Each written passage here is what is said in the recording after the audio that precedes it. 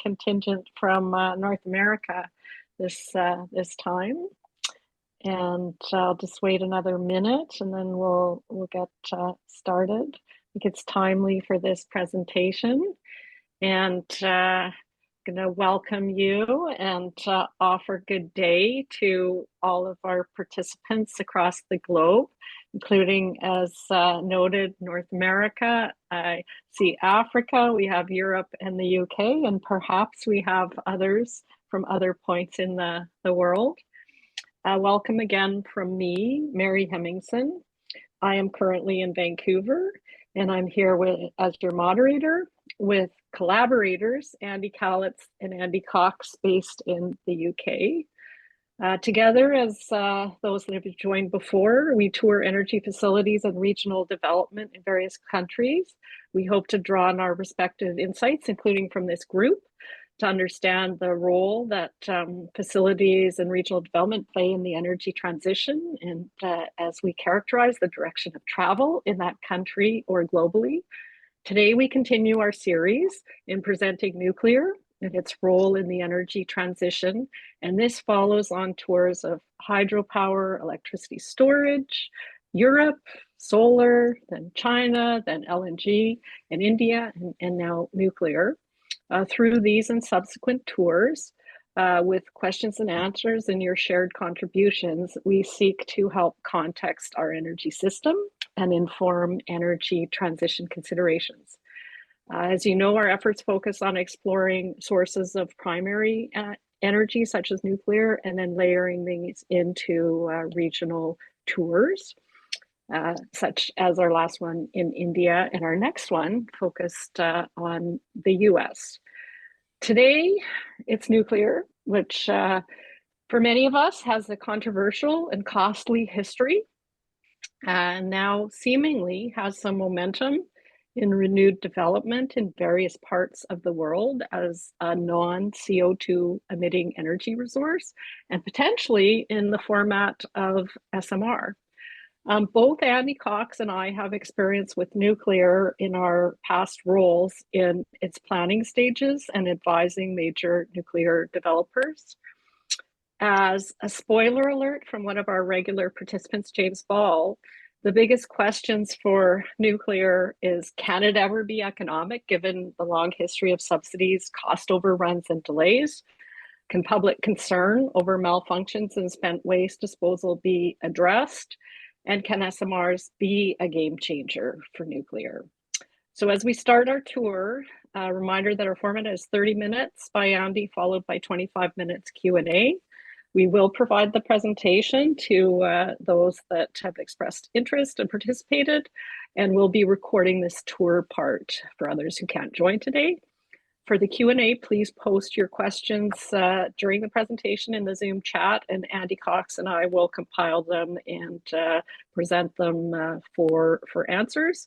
So as we say, fasten your seatbelts. Please turn your camera and your audio off so we can hear Andy Calitz as he starts the tour. Let me fetch my diary so I can see the chat. Okay, can we turn the audio off? Thanks.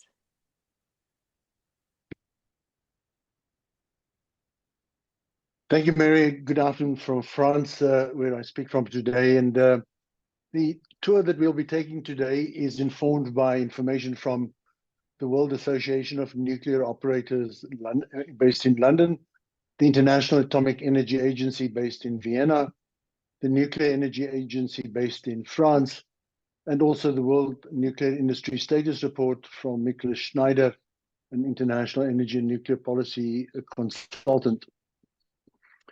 We start our tour today in the United States, the country with the largest nuclear program, which we will look at, but also following the stoppage of NuScale last year, the question is, can TerraPower come to the rescue of the US nuclear industry? In the United States, looking and starting with where does its power come from in terms of sources, we see quite clearly that gas on the right-hand side in 2023 was the largest source of electricity in the country.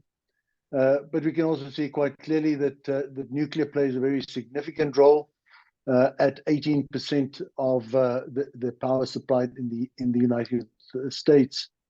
And that 18% of power comes from the nuclear power plants that we see by we see listed in the map below us.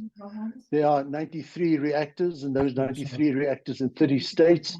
No. And together they provide the largest source of low carbon electricity in the United States.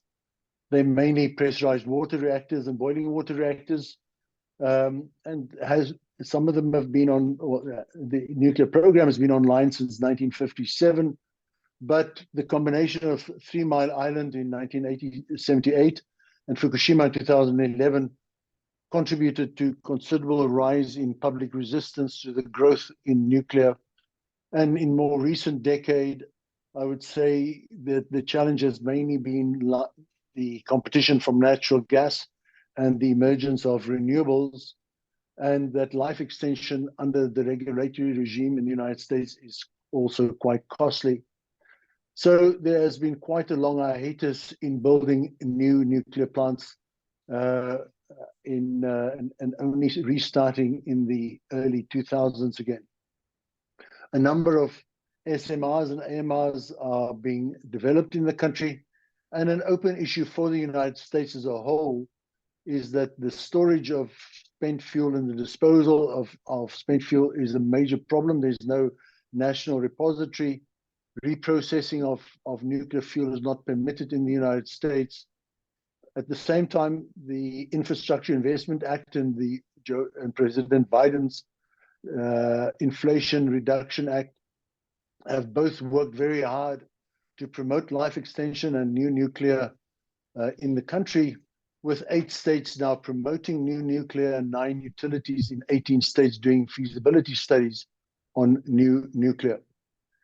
But let's visit in the United States a number of nuclear plants, and we will go to Palo Verde, we will go to Vogtle, to VC Summer, and then visit also the site for the proposed TerraPower plant in Wyoming.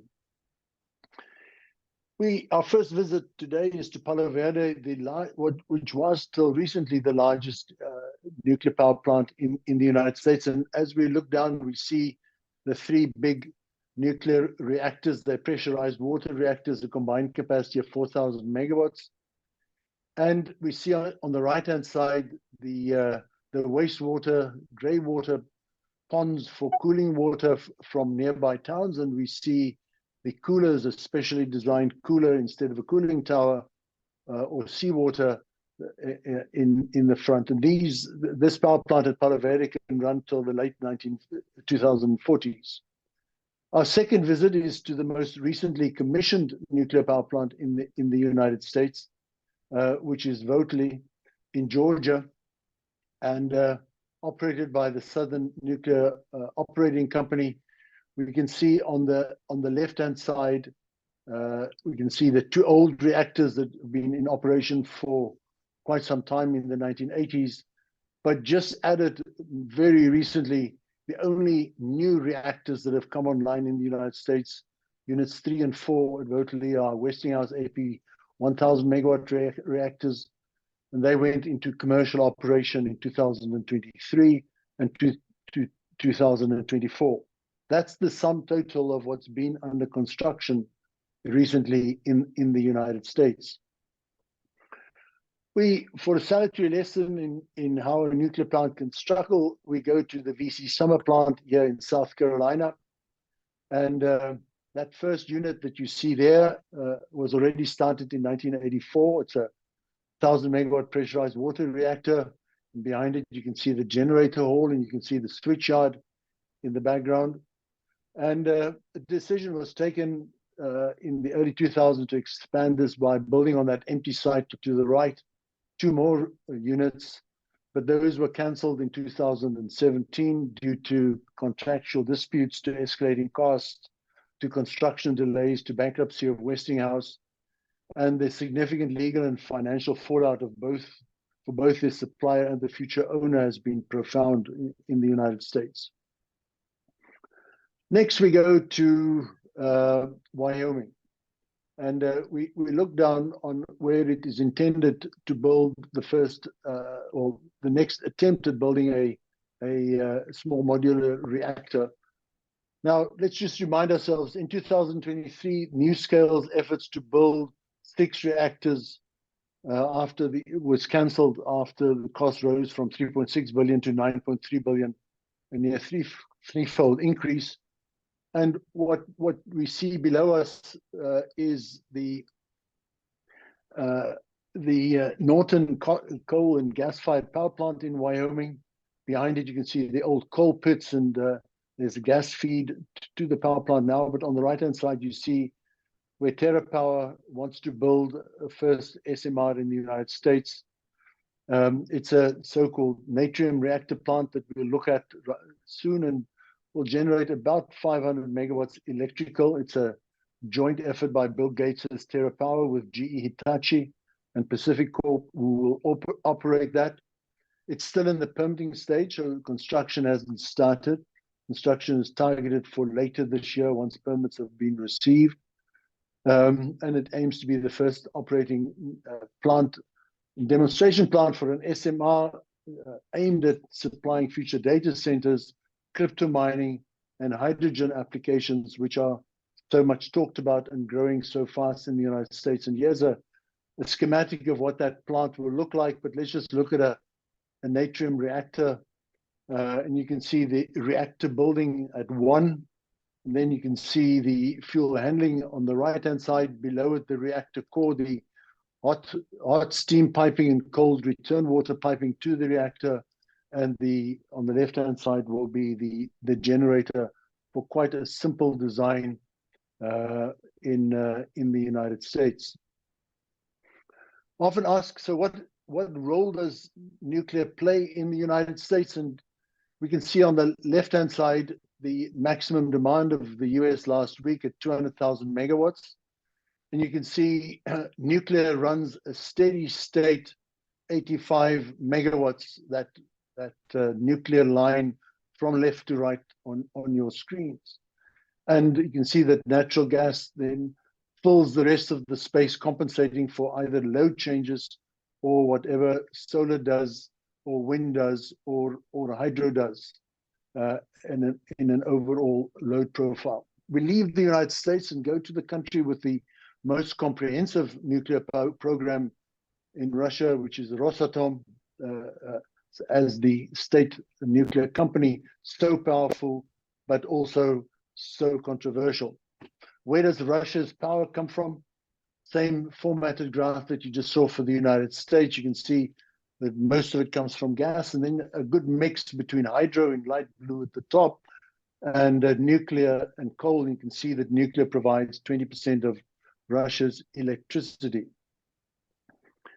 The first nuclear plant in the world was in fact built in Obninsk in Russia, already started operation in 1954. It's a museum today, but at those purple markers in Russia, you see the 36 operable nuclear reactors at 10 nuclear power plants from Kola near Murmansk all the way through Leningrad, Kalinin, Smolensk, Kursk, Novovoronezh, Rostov, Balakova, Belyarsk, and on the far right of your screen, also the academic Lomonosov. Russia plans to build a further 29 reactors by 2045, built in kind of 2 phases in the 30s and the 40s. Very centralized industry, as we will come back to. But let's visit 2 Russian nuclear power plants. We first go to St. Petersburg to look at the Leningradsky plant, and then we go to the academic Lomonosov in the Russian Far East. And below us, you can see your first Russian nuclear plant, if you have not seen that yet. It's completed in 2021. And below us, you can see the 2 reactors. They are the so-called Rosatom VVER, or water pressurized water reactors. Russia considers that design the most safest and efficient, most efficient. We'll see where they build those in other parts of the world. And they are 1,200 megawatts each, and you can see the steam turbine generator holes, and you can see the cooling towers in the back. For quite a different perspective on nuclear, we go to the Russian Far East, to the academic Lomonosov in Pevek Port. And there on your screen, bottom left, you can see a floating nuclear plant. You can also see the ice still floating in the port of Pevek. And this academic Lomonosov is the world's only operating floating nuclear plant. It is a non-self-propelled barge, and at close range, this is what it looks like. And importantly, Rosatom is building a number more of these hulls now in China, and they're promoting those for coastal cities in general around the world to bring to export, but also remote regions within Russia to make sure that remote cities are energized on the Russian coast. I spoke about Rosatom being powerful and controversial under sanctions for obvious reasons, but Rosatom now presents that it has 7 products to support the energy transition. I will only focus on 3 of those, which is top left, large 1,200 megawatt nuclear power units. In the middle, small on-land modular reactors, and then floating nuclear power plants. And that's what Rosatom is now putting in its perspective that it markets. And yes, Russia has built nuclear power plants in Belarus, in China, in Hungary, in India, in Iran, in Egypt, and Turkey and Bangladesh right now, as we will see again shortly. And before we leave Russia, but we leave the former Soviet Union, just a reminder that Kazakhstan is the world's largest uranium producer, with 40% of global output and 12% of global reserves. And what you see here is the strange mining structures around Semipalatinsk, the largest mine now operating for uranium in the world in Kazakhstan. Go next to the country where I'm speaking from today, which is France, the country most reliant on nuclear power. But if I say with some ambiguity in the choice of words, the cracks are showing because there are significant cracks in the emerging cooling systems of many of EDF's large 1,500 to 1,300 megawatt units, cracks showing in getting Flamanville to completion, and also the overall economic viability of EDF. And the question is, can EDF get a small nuclear reactor going between 2030 and 2040? This picture is one that everybody should kind of memorize in your photographic memories, because there is no country in the world that shows a blue sliver for its power sector as powerfully as you can see here, with 63% of power coming from nuclear. Also, when we just look not at nuclear, but at overall energy in France, there is no country where you see this picture, where 36% of the energy in the country comes from nuclear, and that nuclear is bigger than oil, as you can see at the bottom, bigger than coal, as you can see at the bottom, and bigger than gas, as you can see at the bottom. Quite an amazing picture for a country that needs to decide where does it go in future. So France is the 3rd largest producer of nuclear power in the world, and that program started in the 1970s after the oil crisis. And at those 19 power plants that you see on screen, there are 56 operating units, 61 gigawatts of capacity. The tough news is that the units are generally quite old. The average age is 38 years of age. And there's only one reactor currently under construction, which is Flamanville, which we'll visit in a moment. EDF owns all the plants, and overall, France conducts a self-contained nuclear fuel cycle of, well, mining and sourcing it, but then enrichment and manufacture and reprocessing. And France has exported through various companies that technology to South Africa, to Belgium, to South Korea, to China, and to the United Kingdom. Let's visit 2 of the big French nuclear power plants, first Gravelines and then Flamanville. And we look down on the largest nuclear power plant in Western Europe, and what you see on screen are the 6 reactors in a row, to total capacity of 5,500 megawatts. You can see the turbo generator holes on the left. You can see the cooling water systems from the Atlantic Ocean on the right-hand side. Already been commissioned in 1980s and has operated and served France as a country quite well. We go slightly further down the French coast, and here you see Flamanville. And on the right-hand side, you see the two pressurized water reactors, which were already at 1,300 megawatts each, commissioned in the 1980s. And then on the left-hand side, apologies. On the left-hand side, you see the third reactor, which is a new design, the European pressurized water reactor, 1,600 megawatts. Should have been online in 2012, but a combination of design issues, construction issues, regulatory hurdles, it's still not running. But the good news last week was that the French nuclear regulator, ASN, granted EDF approval to commence the startup of Flamanville 3 after this 12-year delay. And yes, the takeaway is that even a country with the tremendous nuclear capability and scale of France runs into expansion and completion difficulties from time to time. I'm often asked if nuclear plants can load follow, and just respond to that with this picture. This shows French nuclear production last week. This is quite unique in the world. So Russia doesn't show this, China doesn't show this, Japan, US doesn't show it. You can see on the left-hand side that nuclear peak generation was 40,000 megawatts.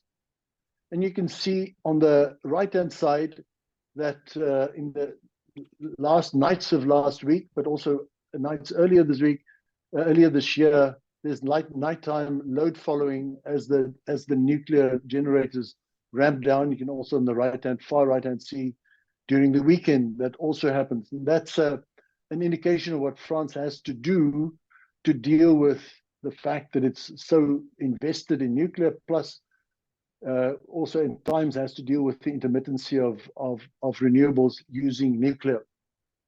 But all of that results in France having one of the lowest carbon intensities of electricity in the world. Only countries that do better than it would be those with predominantly hydro in the world, like say Ethiopia or Uruguay or Norway. France has pushed very hard to have nuclear included in the European Green Taxonomy. France is committed to a threefold increase at COP28. Emmanuel Macron is a strong supporter of nuclear expansion, and we'll see where that goes next in that country. We go across the English Channel to the United Kingdom to see quite a different picture for a country that now relies on foreign companies to build and own its nuclear plants, and where Great British Nuclear arises. This picture, same format, shows that the single largest source of electricity in the UK remains gas. That nuclear today supplies 15% of the power in the United Kingdom. But you can see if you look at the blue sliver on the left-hand side, was 30% or 28% wide to be exact in the year 2000, so declining. And what is also significant in the UK is that 36 units are awaiting decommissioning, which is a big cost load still to come for the UK's nuclear program. The UK operates 9 nuclear plants, and you can see them here at Dungeness and Hartlepool and Heysham and Hinkley Point and Hunterston and Sizewell and Torness. They're all owned now by the French government and the British government after the Chinese stepped out or were forced out. The UK Climate Commission keeps bemoaning the fact that the UK's progress on decarbonising is worryingly slow. So UK has also pledged to triple Britain's nuclear capacity by the year 2050 at COP. And so the brand name now under which it's organized is Great British Nuclear, which is still really officially British Nuclear Fuels, but a government-owned company tasked with reviving the UK's nuclear industry. And that now acts as an executive non-departmental public body under the Department of Energy Security and Net Zero to drive the development and delivery of new nuclear projects in the UK, whether they're going to be 1,200 megawatt sized large units, or whether they're going to be much smaller SMRs and co-funding. Let's visit one nuclear plant in the United Kingdom, which is Hinkley Point. Hinkley Point has had 3 lives. On the left-hand side, Hinkley Point A, which is the original Magnox reactors and ceased operating in 2000, being decommissioned. Hinkley Point B, the so-called advanced gas-cooled reactors. Decommissioning started in 2022. And then on the right-hand side, we look down over Somerset and we see Hinkley Point C, where 2 EPR French reactors are being built with a capacity of 3,200 megawatts. Was being built by EDF and China General Nuclear Group, but given the geopolitical stress between the UK and China, that has now been forced out. China's been forced out, also probably out of size, we'll see. And that's this is what that plant looks like right now. But the tough news is that cost have doubled from 20 billion pounds to 46 billion pounds. And the original target of online by 2025 has now become no earlier than 2028. We're going to leave Europe, but just remind ourselves that overall in Europe, there are 104 nuclear reactors operating, supplying 22% of Europe's power. And as I said earlier, nuclear is included in the taxonomy. Within Europe, the one gap now is Germany, where we can quite clearly see how that blue sliver has declined over the past 20 years from a very significant, almost 30% of power in the country to 0 in 2024. And that means that all the remaining German nuclear power plants not only fell silent in April 2023, but will not be recommissioned. They are being prepared for decommissioning. There's no ongoing discussion in Germany about that. At a different note, we cross over east to China to look at the country with the fastest expanding nuclear power program, which now includes gas-cooled reactors for the first time. We just take stock of China's overall electricity generation, and yes, coal is king, as we see in black at the bottom. You see how significant hydro is in China, how renewables are growing at the top in the form of wind and solar, and that nuclear is 5% of power generation in the country, and of the Chinese overall primary energy mix, just 2 in a country where coal and oil and gas and hydropower dominate the energy scene.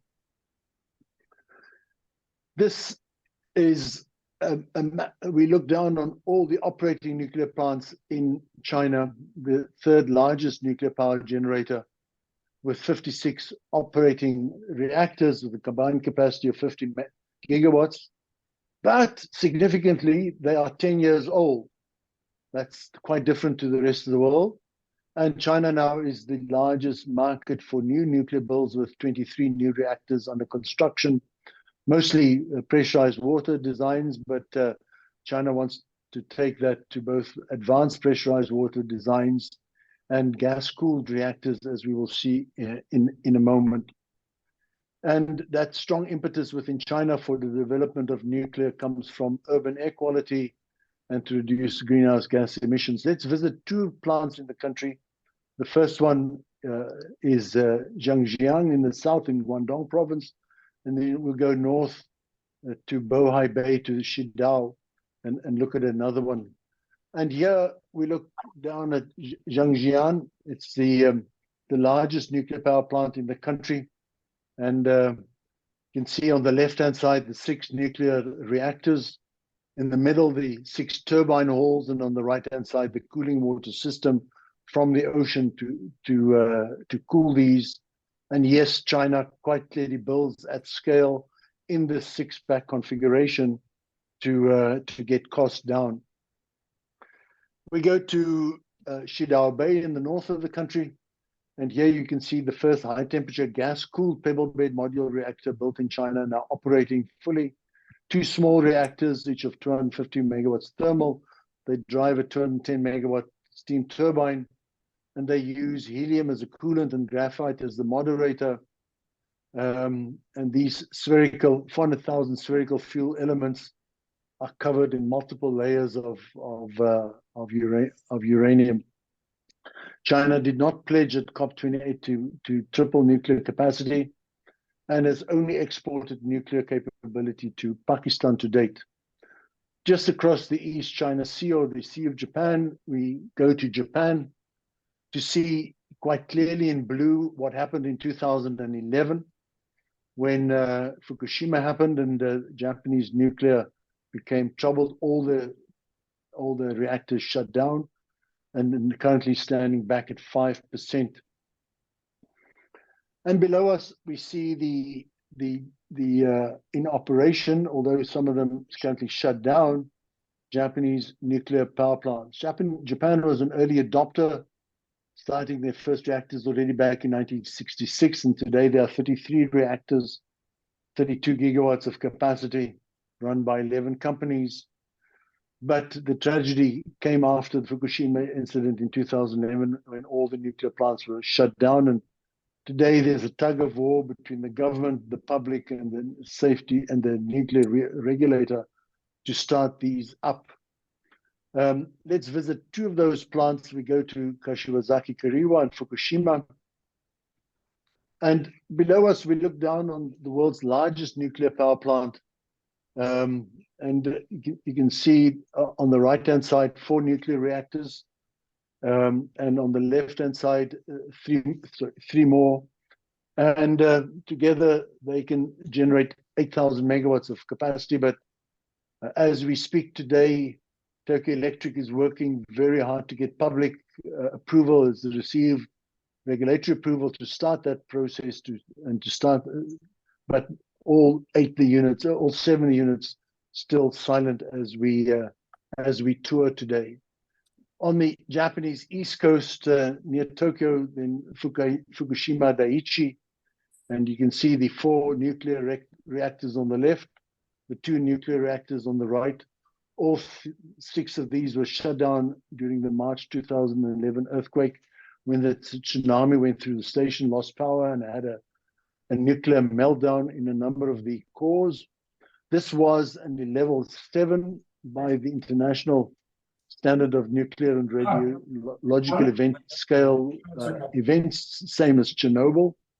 150,000 people evacuated, and cleanup continues. Tokyo Electric bankrupt as a result of that.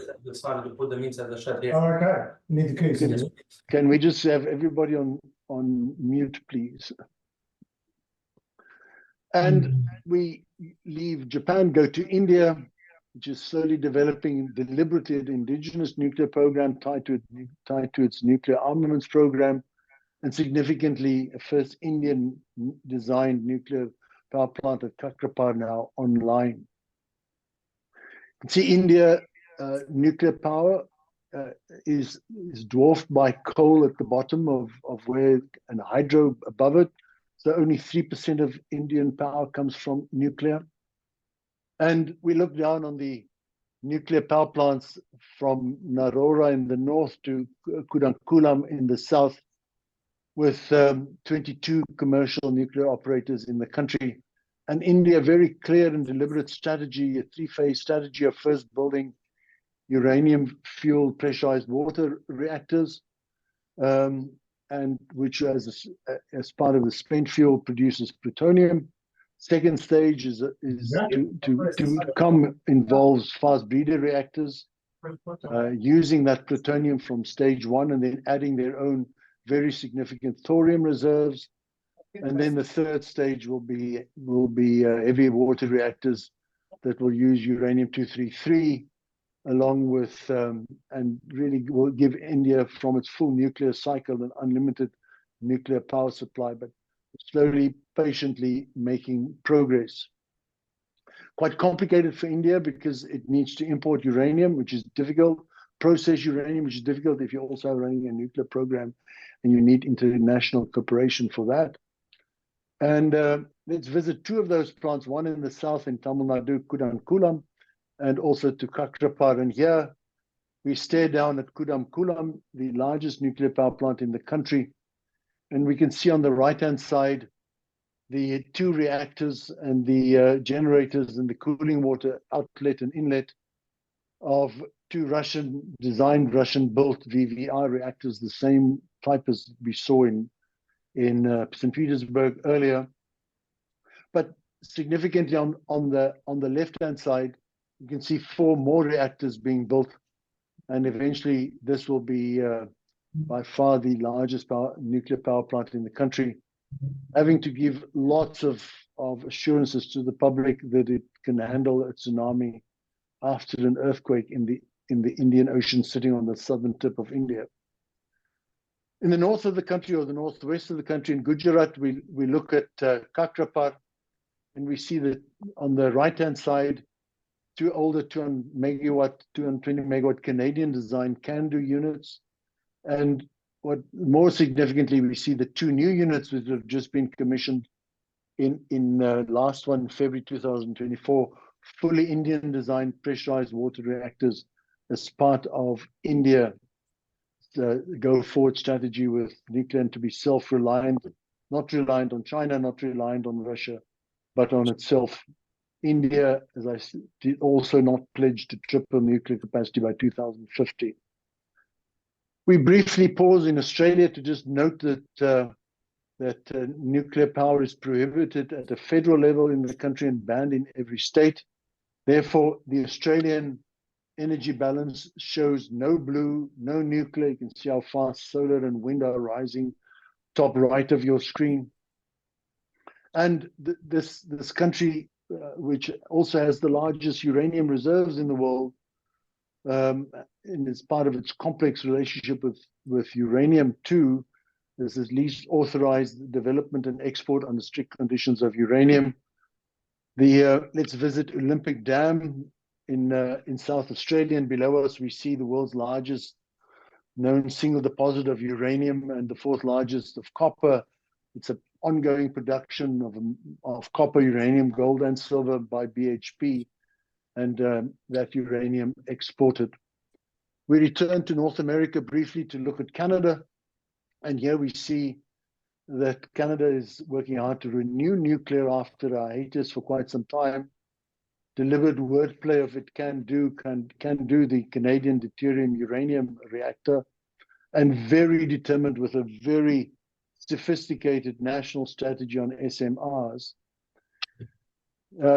We can see quite clearly that hydro is the dominant energy source in electricity source in the country, but hydro is at its limits because of First Nations concerns about any further dam construction. So nuclear and gas makes up the components with slivers of wind and solar. Andy Kellett's nuclear energy. Pardon? And we see the Canadian nuclear power plants at Pickering and Darlington, operated by Ontario Power, at Bruce, operated by TC and Borealis, at Gentilly, which is being decommissioned by Hydro-Quebec, and Point Lepreau, who owns and operates the New Brunswick power plant. All can do pressurized water designs. Let's visit Bruce, and below us we see on the right-hand side Bruce A, and on the left-hand side Bruce B on Lake Huron, 6,400 megawatts, which makes it the largest operating nuclear power plant in the world today by my statistics, because of the largest ones in Japan being shut down. And they've been operating since the mid-1980s. And Canada then, as was said in the introduction, has a very significant modular reactor plan that involves collaboration between the federal government, the provincial governments of Ontario, New Brunswick, Saskatchewan, and Alberta, and a number of SMR developers, including the Canadian Nuclear Labs and Ultra Safe Nuclear Corporation and the Nuclear Safety Commission. And in April, Ontario Power announced that its continued support for SMR development with the GE Hitachi design for a 300 megawatt reactor design at Darlington. We'll quickly look at a few of the new nuclear plants in emerging countries under construction or recently completed, and we first go to the UAE. And in the desert just west of Abu Dhabi, we see 4 nuclear reactors with 5,000 megawatt capacity, recently completed, now supplies 25% of the UAE's electricity generation, and very successfully built by a KEPCO of Korea-led consortium and Korean energy engineering construction companies that brought their expertise to building this as a Korean export to the UAE. We stop over on the Mediterranean coast of Egypt and just west of Alexandria. We look down at Al Dabaa. This is Africa's second nuclear power plant after Koeberg in South Africa, 4,800 megawatt intended. Russian built, Russian designed, Russian EPC, Russian construction, Russian operation, Russian maintenance, Russian decommissioning, Russian finance. Started in 2015 and hopefully will be operational by 2028. And a month in the past month, Presidents Putin and Al-Sisi oversaw the concrete pouring virtually over video for reactor 4, the start of construction of that. So quite advanced. We move on to Bangladesh. We look at Raipur, that country's first nuclear power plant. Construction started in 2017. Russian built the same VVER 1,200 reactors, two of them, so 2,400 megawatts, and soon to be completed and commissioned. And we stop over in Turkey, the same 4 times 1,200 megawatt, here at Akkuyu on the Mediterranean coast in advanced construction that began in 2018. Considerable talk about earthquakes in Turkey and because it's quite close to a fault line, but the engineering team, construction team say that was addressed in the design. And lastly, we go to Belarus, just between Russia and Europe. Look at the Ostrovets nuclear plant and 2 more Russian-built reactors, 1,200 megawatts in total. And you can see the 2 reactors and the 2 cooling towers, and the second unit already commissioned last year. So in closing, at COP in the UAE, 22 countries pledged to triple nuclear power by 2050. Those countries are the ones that you see on screen, as I highlighted as we toured, and yes, excluded Russia, China, and India. And in my view, if we use the energy trilemma picture of the World Energy Council, I would say that as far as energy security is concerned, what speaks for nuclear is the fact that uranium is available for another 100 years. At the same time, nuclear know-how is under quite strict and limited control. There is, from the public perspective, the association with nuclear armaments. And to a large degree, the world's nuclear fleet runs baseload without the capability to respond to either load changes or intermittency. On the energy price and energy equity side, gas to power globally is generally more flexible and lower cost than nuclear. And on the other hand, on the environmental side, nuclear offers 0 greenhouse gas emissions, but the nuclear waste processing disposal challenge, which is solvable in most countries if the country applies its mind to it. Overall, nuclear sits at 9% of world power supply in 2023. In 2000, on our left of our screen, it was 16%.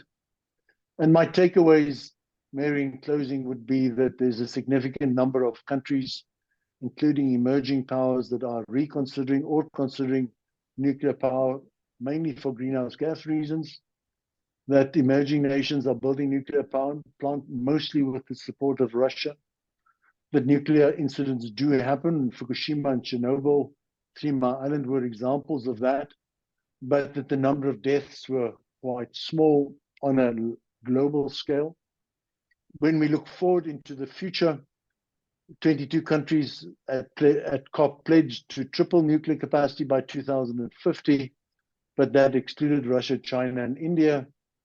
As far as the technology is concerned, SMRs and advanced modular reactors are being touted to reduce investor risk and the price of nuclear power to make it competitive.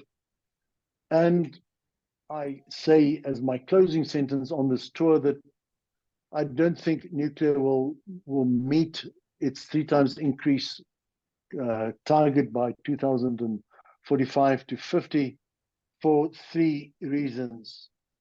Rosatom and Russia is as the most significant power is probably going to be controversial for quite some time. There are no SMRs under construction yet in the USA and in the EU. And the cost and scheduled continued overruns of the 1,000 megawatt plus reactors.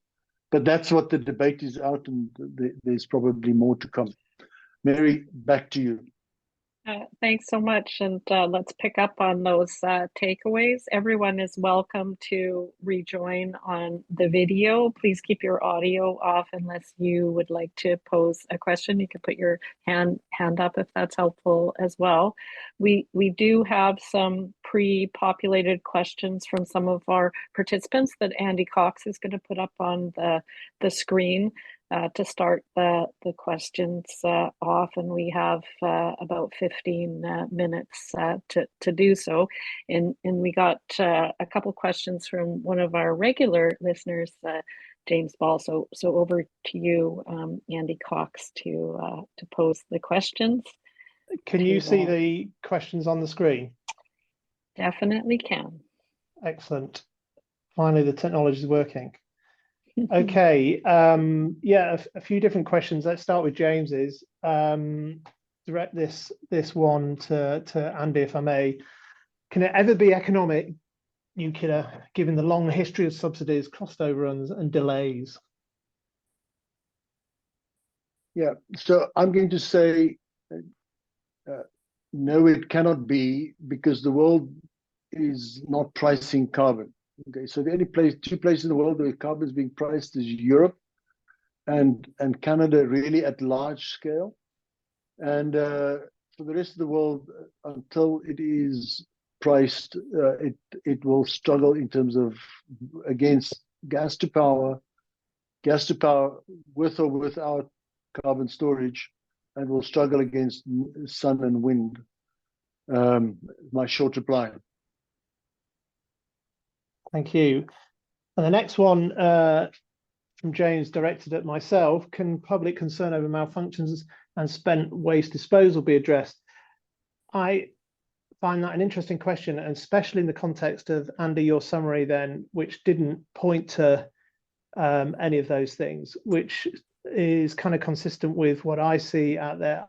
It depends, I guess, maybe which country you sit in, but certainly sitting in the UK, I don't hear that sort of concern. Back in the 80s, I used to, but not these days. Certainly around the waste disposal piece, the malfunctions, and I think it's more. Again, I don't think it's the operational malfunctions we see at the moment. It's the building issues, challenges, and the delays that we're seeing. I actually think when I talk to a different generation of people than necessarily the ones on this phone, so like my 23-year-old son, he'll tell you that we should be doing all we can to get nuclear up and running and driving the low carbon agenda as one of the most important technologies in the mix. So yeah, it really depends where you sit and who you speak to, I suspect. Yeah. And I think, Andy, a tangent of that question appears below. I mean, there's certainly regions such as Germany, which there's a big contingent that is very anti-nuclear, and Japan still struggles with bringing the nuclear back amid the concerns about the accidents, the age of the fleet, etc. So I think it's distributed and concentrated in certain countries, and great strides have been made to deal with the accidents and to quell the public concerns. The reaction has mostly been through regulation, which is kind of back to the first question, is it puts extra burden on the schedule and the costs, right? To make sure that all contingencies and safety issues are covered off. Okay, and Andy, you touched on SMRs just at the end there, but maybe you might want to say one or two other things. So this last question from James: can SMRs be the game changer as a carbon-free electricity contributor? It can potentially be, but Andy, the jury is out. I showed you all the SMRs in the world that are operating right now. The Russian one up in Pevek. I showed you what is conceivably one, the Chinese gas-cooled one. But that's it. So the costs are unknown. There is, I've in my energy career, I've not seen a demand for a technology as strong as it is for SMRs. But it will need to demonstrate that what its costs are and what its schedule is. But the pressure for SMRs to succeed is just profound. Yeah, and sitting here in the UK and in the role I now have in the insurance world, it's quite interesting that we're seeing, in my view, too many variants out there at the moment. And no one's placing a bet on which technology is going to win through and where the capital is going to be allocated. So I think until we're a bit clearer on that, and also the regulation side as well, it feels too early to call one way or the other, but it feels a long way off to me right now. Mary, I don't know if you have the... I certainly do. I mean, as you saw, Canada is a big player in the nuclear industry in both technology and deployment, and has been very active in looking at the deployment of SMRs sponsored by government subsidies, incentives, and programs. And Saskatchewan is a case in point, and Ontario, as Andy characterized. Saskatchewan has a significant program right now to look at SMRs as a replacement for their coal, and the state-owned SaskPower company has been working with governments at various levels to make that happen, and industry. So I'm on the board of Graham, which is a North American construction company, and we're doing early work with the governments, with SaskPower on their SMR program. But I think Andy's right. The jury's out. You saw the cost increases, and they've gone. They're from 3 billion for 300 megawatts. Let's do the math on that, to 9 billion for 300 megawatts. So back to the first question. Mary, you've got two questions here. Do you want to pose them? I certainly can. So, and maybe this is to Andy first, and maybe anybody in the audience, in terms of Germany's regret for its decision to commission 100% of its nuclear fleet. Andy indicated that they're pretty resolute. And then the second one is the UK's experiment in financing new nuclear build through the private sector. Has been extremely troubled. Is nationalization or AK for France supporting EDF a better answer? So those are the two questions I had from a Euro perspective. Right. So in Germany, the Green Party, which is part of government, doesn't regret the decision. I'm quite sure the current chancellor regrets having, with the benefit of hindsight of what happened to the Nord Stream pipelines, what happened in terms of the Russian war, and what has happened to the deindustrialization of Germany and the runaway of German electricity prices. Germany not only now has to carry the cost of decommissioning of those plants, which still had quite some decades of life left in them, on plus the 170,000 megawatts of solar and wind capacity which has been added. So German electricity prices are runaway, and I'm quite sure German industrialists regret that. So that's my. And I think will not reverse it. And no, they won't reverse it with the Green Party in there. But I wonder if you went around the streets and asked the general public what they thought. Again, never mind the industrialists. I think there'd be a lot of ill feeling about that decision, and it really has put Germany into a completely different situation to where it was. If you look at Germany's growth these days, an industrial nation in Europe, it's not the powerhouse it was, and that maybe that's a temporary thing, but certainly the impact of the energy situation has been tremendously negative, I think, in that regard. Yeah, Mary, yeah, what about for the sure. next question? Yeah, so it's on UK's experiment with financing nuclear new build through the private sector. So since you two are both based in the UK, the question is to you both. Shall I go Yeah, first, so Andy? Yeah, you go on. first. No, well, I spent quite a number of years advising in the UK in this sector on what were various false starts along the way, and then finally progress started to be made, but have also seen industrialists like Hitachi, for example, put the best part of £1 billion into financing a project that had to ultimately pull out because they couldn't make the economics work with the government support being proposed just wasn't going to work, and the head office in Tokyo made the decision to call time, and that's been the sort of nature of this over the last decade or so in the UK. So on that regard, you might say it has been, and it's been extremely difficult. That we've seen the exit of China, or rather the coming of China, embraced by the government at the time.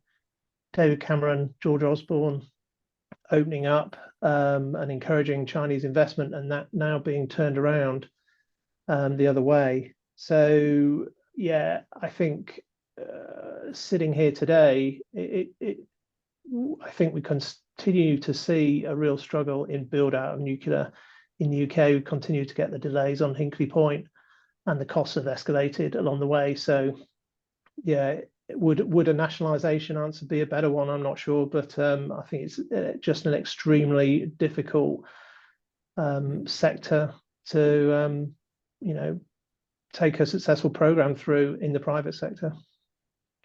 And maybe in the interest of time, we will go to the last question from Vincent, so that we can close right at the top of the hour. Let me just respond to it because it's on screen and I can see it. So, yeah, Vincent, I think the background to your question is probably and how does that compare with the renewables? But so I don't know, and I don't think anybody really knows what Russian reactors built in Egypt or in Bangladesh or in India cost. So those numbers are not disclosed or not available. Okay, but if you ask me what does a large nuclear reactor cost in terms of dollars per megawatt hour or euro per, I would say at least 120 to 150, the number that you have online on screen, Vincent. When I asked the chief executive of Rolls-Royce what is his target number for the Rolls-Royce SMR, he said $60 per megawatt hour, or 60 euros per megawatt hour, doesn't matter. But I kind of more felt he knew what the answer had to be if it were to be economic compared to renewables plus storage in the world. So I give you a target of 60. Nobody knows what SMR is yet going to cost. Large over 120 euros per megawatt hour. Vincent, thank you. Thank you, Andy. And I would say hugely aspirational there. Anyway, we come to the close of the hour. Thank you all for joining. Please plan to join our next session, part 9, on the energy transition in the US at the same time in all of your time zones on June 19th. So we've outlined the highlights of that supply transition tour. Again, thanks for your participation. We will send out the materials tomorrow. Those will come from me via an email that we have. And have a great close to your day, or in my case in North America, a great start to our day. Thank you again.